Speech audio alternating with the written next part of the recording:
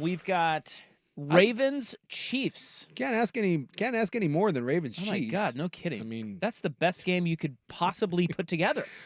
Yeah. Considering the playoff game. Yeah, I'm looking through the rest of the week if anything even comes close to touching it. I mean, besides the vicious Commanders-Buccaneers tilt, yeah, there's not another game that comes close to this. To me, there are 6 games that are interesting. Philly, Green Bay, maybe the second You've got best. Ravens, Chiefs tomorrow night. Yeah. You've got Packers, Eagles Friday night. That's in Brazil. See, that's tasty for me because if you want a dark horse, and it's not a dark horse because a lot of people are picking them, but like if I'm not going with the standard Kansas City and San Francisco, like, oh, 2 best teams in the NFL, I think you can make a strong case that Green Bay is a Super Bowl is a Super Bowl team. You know, they're underdogs in that game. Yeah, 2.5. Yeah. And I don't, you know me, I'm just Philly to me, I'm out on until they prove it. That second half collapse was unbelievable. And now they're saying all the right things, and Sirianni and Hurts are on the same page, and Kumbaya, and maybe so.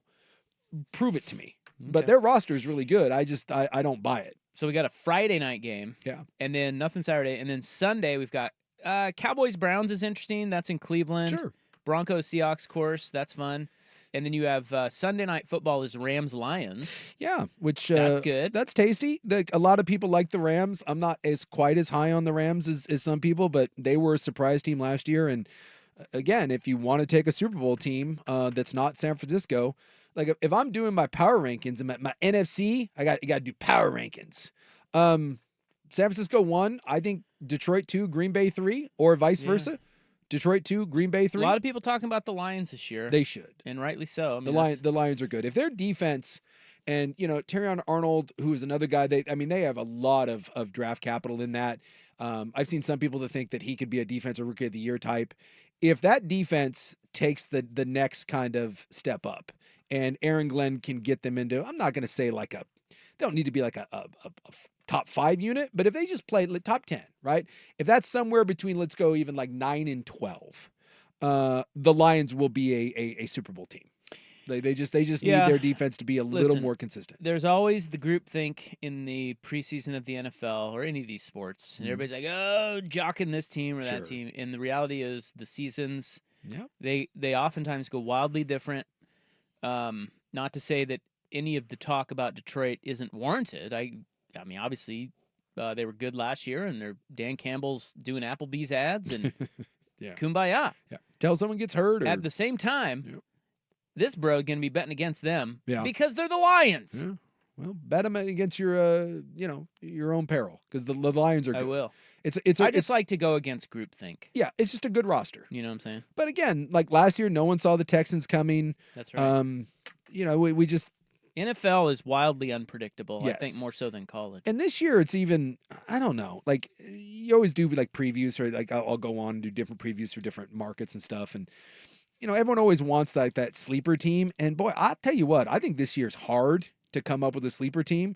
But again, no one would have said Houston is a sleeper team. Like Chicago is one, but again, I don't know if that's even a sleeper team. I don't think it is. You know, I think that's one that people are talking about. The one that I'm going with, and I don't think that they win, but I said all along, I think they're going to be a playoff team, and I do think they can make a little noise. Is Seattle? I think Seattle is better than people are giving them credit for, and I think they'll surprise some people. I have a hot Jared Goff stat for you. Ooh, what do we got for the Rams-Lions game on Sunday Night Football? What is the line on that, by the way? I have not seen the line, and I should have that because we are talking against the spread here. I got 3.5 Detroit favored, but because they're at home. Yeah, they're at home, and wasn't that a playoff game last year? Playoffs. Didn't they play? Am I wrong? Did they play in the playoffs? Playoffs? Now I got to look back on that. I can't. I think remember. they did. I thought they did. I don't remember. Anyway, playoffs. Jared Goff career 7-0 against the spread, week 1. Oh, how about that? That is a nice little. You gonna take the Lions? If I had to bet that, and I'm not certain. Yeah, by the way, that did happen. 24-23. Yeah, it was a great game. Yeah, and then they got Tampa. I remember Tampa and San Francisco. I was like, I think that's the Rams, but wasn't certain. I don't know, man. I don't know if I'm going to touch that one. I don't like the hook. That will probably be something that I leave alone. And then Monday Night Football is Jets-Niners. Yes, which I'm fired up So for. some pretty good matchups. You know, back to tomorrow. couple of stats. John Harbaugh, 12-4 week 1 ATS. Oh, okay. Okay. That's probably due to his feverish preseason regimen. They do have harder camps, and they put a little more emphasis on it. I mean, there's a lot of people now, and this is why, like I said, the backup quarterback game to me is getting easier and easier because no one's playing the preseason anymore.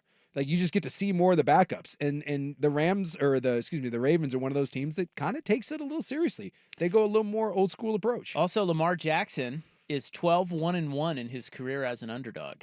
Oh, well, that. Oh, that's a little tasty. 10-4 straight up, 12-1-1 against the spread as an underdog. They are 3-point undies at the Chiefs. I'll tell you what though, and I love the Ravens. Gun to my head, I may take the Ravens to win the Super Bowl. The old sports gun. The old sports gun. I mean, I really like the Ravens, but boy, I'll tell you what, you got to have some balls to bet against Patrick Mahomes at home. Like it, Yeah. He's kind of entering that weird territory for me of to either bet Kansas City or just. I mean, it's one thing like you give them like a ridiculous point total because they have not been great at covering these last couple years. Their offense hasn't been that explosive and more of a defensive minded team. They've played with their food a lot. Yeah. Well, and this isn't. I mean, look, I'm sitting here saying that since Tom Brady, I mean, outside of Tom Brady, dude, there's no one like this guy that you're watching here, 15. He's as good as anyone that's ever played. I mean, there's no way you can make an argument otherwise. He's that good. But the last couple of years, this is not an offensive football team. Dude, they win playing defense.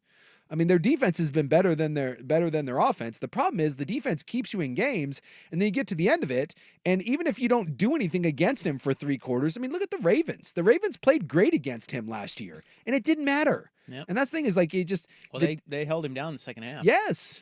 And so it's just like either you can't hold him down for 4 quarters. And the defense is good enough to snuff you out, or by God, if it's a close game, is there anyone that you want anywhere near the football who's not number 15? I mean, he's just that good. Well, got to tell you, fella, fired up. Week 1 of the NFL. Oh, absolutely. Is tomorrow. Let's go. College is underway. We are in the throes of it. Yes, we are. Sorry, family. Wait, sorry, who? The family. Oh. I'm not paying any attention to them. Yeah. I got football on.